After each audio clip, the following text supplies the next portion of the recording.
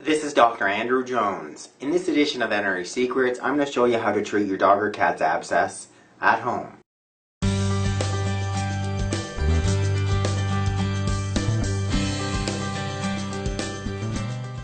So how do you know if your dog or cat has a bite wound or an infection?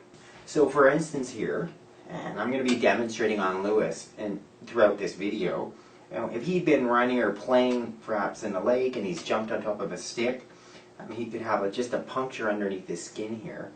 And similar to infections in our cells, I mean the signs we're going to see it's going to be red, swollen, typically painful. If it's from a bite wound, you're going to see puncture marks. In some cases you're not seeing anything at all, you're just seeing a cat who's coming in limping or a dog who's limping. It may otherwise be just that your dog or your cat isn't feeling quite right, so you're going to palpate them and feel an area that's sore, which you're then going to go and investigate. But in all cases, I mean, something has been punctured through the skin or introduced into the skin, where it's teeth mark, where it's a stick or something that has caused that infection and caused the redness and the swelling. So if your dog or cat is extremely lethargic, they're unwilling to eat, they're unwilling to drink, that warrants immediate veterinary visit in terms of not going through with some of these holistic home remedies. But if you've got a dog or cat who's still relatively alert and you've examined them, you've seen this puncture wound, you've seen what looks like an infection or an abscess, then I want you to go through the rest of the video and use some of these home remedies. So what do you do first? Well, the first thing is you need to be examining this wound and make a decision in terms of what is it, what's caused it, what is the best appropriate action in terms of treating it. Many pets are very sore initially, and they just won't let you properly examine it or clip it or clean it or treat it in any way. So you need to give them something in the form of pain relief that's going to be mildly sedating. There's a couple of different things I want to suggest. So if we're dealing with our dogs and our dog owners and our cats, the one thing that is universally safe for dogs and cats is Rescue Remedy. So here's the Rescue Remedy here, and typically I'm giving 2 or 3 drops, per 10 pounds. And I like to give it just on their tongue. So if we're dealing with a cat, I would just have you give 2 drops in the mouth. If you're dealing with a bigger dog like Lewis, I'll do upwards of 10. And I'll just give it right under on the edge of his lips. And I'll give it about 10 minutes to have an effect. And for a majority of the pets, I find, so long as you wait long enough, there is a bit of sedative, calming effect, and then you're better able to next examine that wound. The one other suggestion I want to give for the dog owners is the use of aspirin. Here's the 325 milligram regular strength ASA. Never give to cats. And if you've got a dog that's got an underlying liver or kidney disease, you want to avoid it. But for the majority of our dogs, it's fairly safe as far as and over-the-counter anti-inflammatory to give. So we're looking at a dose of 1 325 milligram tablet for 40 or 50 pounds of body weight. So for something like Lewis, I would be giving him 2 of these tablets because he's upwards of 90 pounds.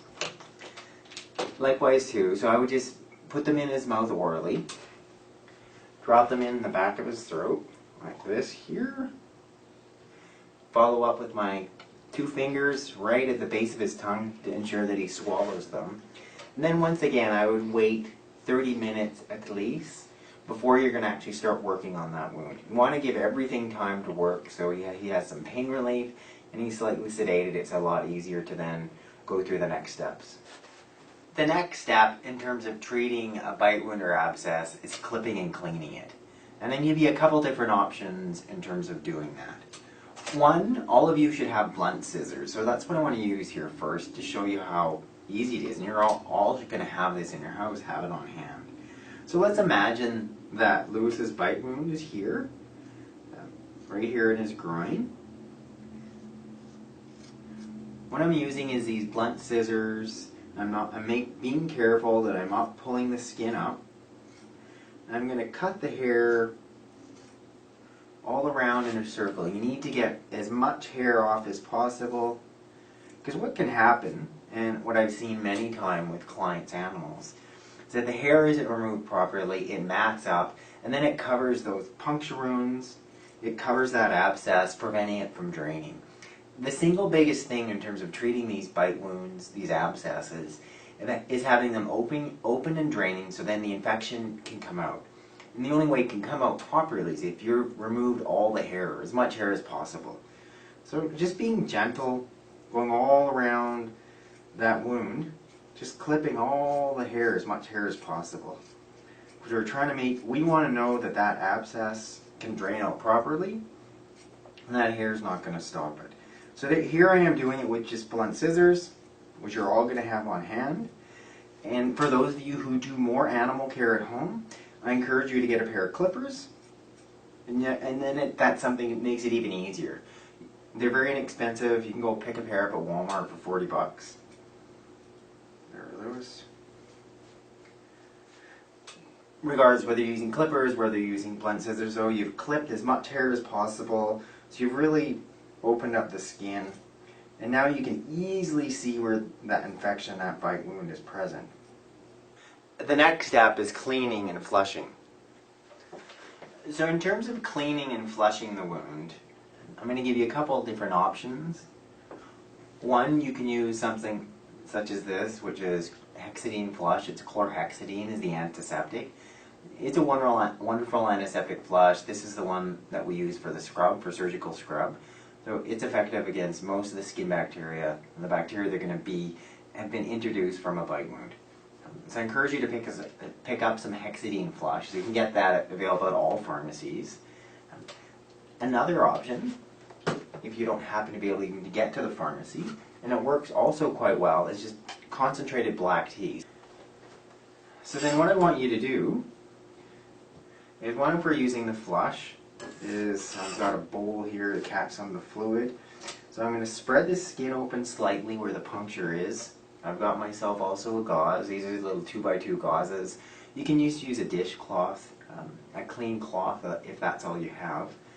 And then I'm going to use this flush in a flush syringe bottle, so it's easy for me to flush it into the wound. So I'm always going to spread the skin apart, and then I'm going to put the tip of this right at the edge of that wound, and then flush fairly hard. You actually want to get this Hexadine, or the tea itself, you want to get it right into that wound, because we want to open up that wound. We want to flush as much bacteria out. And that's how we're healing that abscess. Is we're opening up, we're flushing the bacteria out from inside the skin. So in terms of the frequency, you want to be flushing that wound twice a day, either with the syringe that I just showed you. Some animals, it's very, very painful initially. They're not going to let you flush that tissue that well.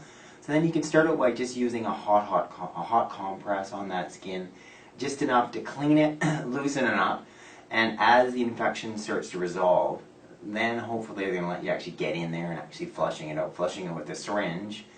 And then another option I would have many clients doing this hydrotherapy with is where they would actually just put their pets in the bathtub and use one of these little shower massages.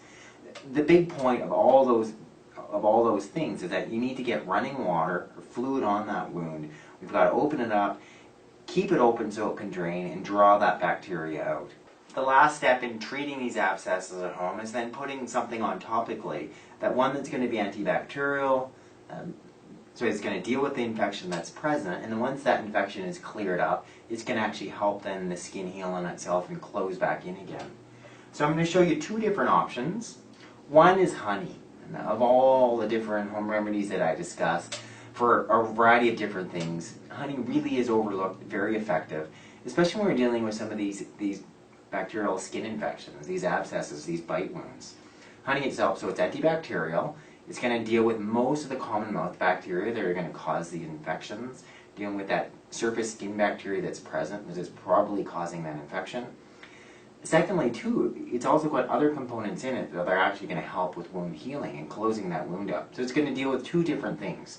So after you've flushed it, you've cleaned it, then it's time to put something on topically.